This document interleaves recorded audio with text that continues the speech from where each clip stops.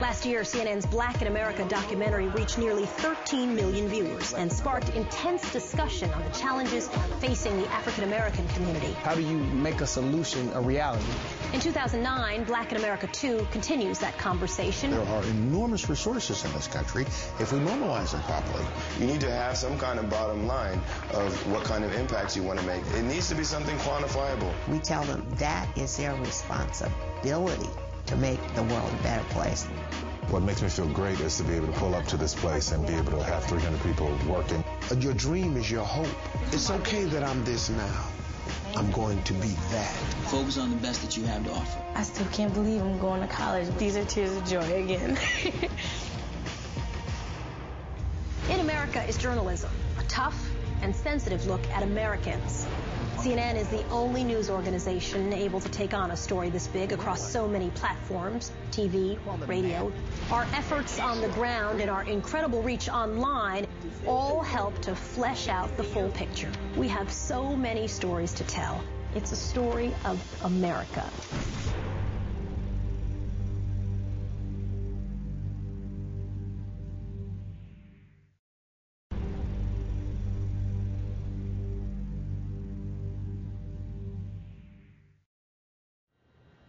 In 2008, CNN took a hard look at the myths, the facts, the stereotypes, and the realities of being black in America. More than 13 million people watched, and it created a dialogue across our country. We listened, and what we heard sent us down a whole new path of reporting. Viewers wanted to know what was being done to solve some of the most pressing problems facing black America. Well, this July, CNN continues the conversation with Black in America 2. Oh my. A daughter's moment to shine. For her proud parents and sister, a fashionable and fun moment together. From backstage to center stage, a picture-perfect moment for Jada Barnes, her father James, her mother Tina, and sister Jamaica. Or so it seems. I didn't grab one. Can you grab me one, please? It's Sunday, and things are hectic at Tina Barnes' house. Her oldest daughter, Jamaica, is home from college. Her youngest, Jada, has a big fashion show. Mom is rushing to get the girls ready to go. She's a stickler on time, hates to be late. Just close the bag up. You're going to be like so late. So she rushes a lot, and her daughters are usually the reason why. She's always there. Even when we're having practices or something, dropping us off, picking us up. She's always there to pick up the pieces.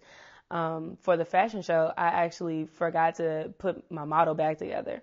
And she did it for me. So she's always there. She's kind of the person that makes sure that everything gets done right. James Barnes is always there for his daughters, too.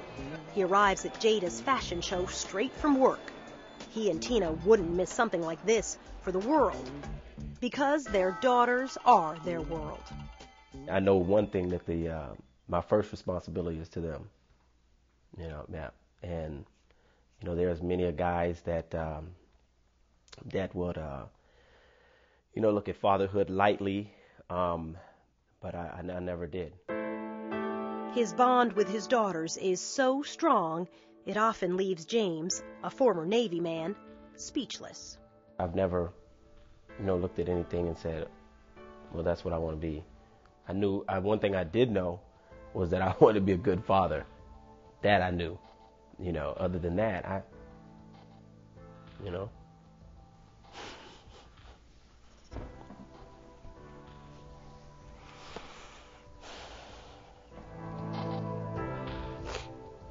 My children are the most important thing to me.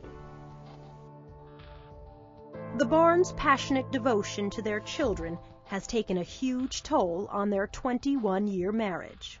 We were always about our kids. Always about our kids. So you put them first. We put them first. Each of you put them first, and you didn't put each other first. Exactly. As Jamaica and Jada have grown up, James and Tina have grown apart, increasingly lost and at odds. I'm very vocal, and he knows that I express my feelings to him a lot. I don't hold back. We're complete opposites.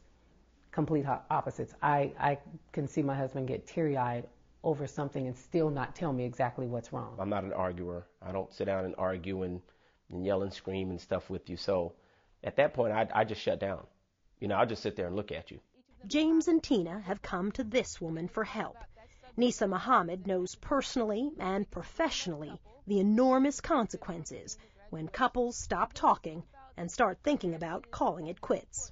You look at a couple like James and Tina Barnes. Mm-hmm. What's their big issue? What's their big problem? I think their big problem is that they've gone for so long down the wrong road that it's now very hard for them to get back on the road together. Nisa's Wedded Bliss Foundation has been dedicated to soothing and saving black marriages across the country since 2006.